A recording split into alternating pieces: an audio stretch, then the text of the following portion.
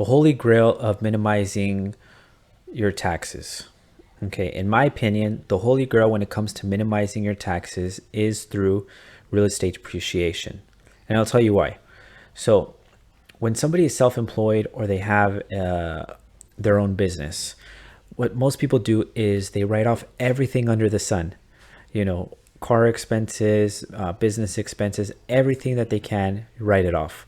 Why? Because the smaller net amount that you have at the end of the year, you know, that's what you're going to pay taxes on. So the lower the number, the better, right?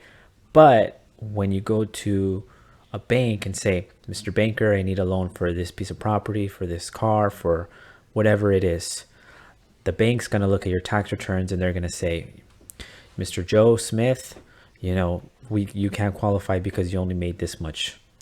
Conversely, when you buy a piece of property for investment, the tax code says that the building value of that property is depreciated over a certain amount of time.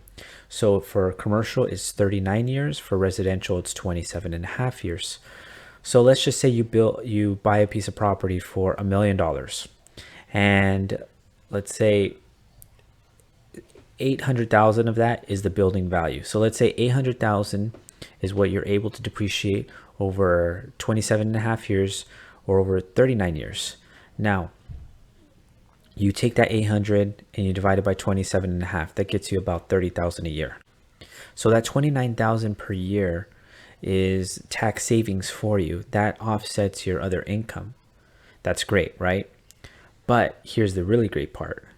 Now you take that same tax return that has the 30,000 and you show it to the banker and say, hey, Mr. Banker, you know, my net was this. However, I have an additional 30,000 that is depreciation.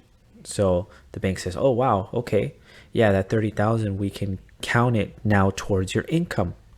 So you can qualify for a higher loan amount.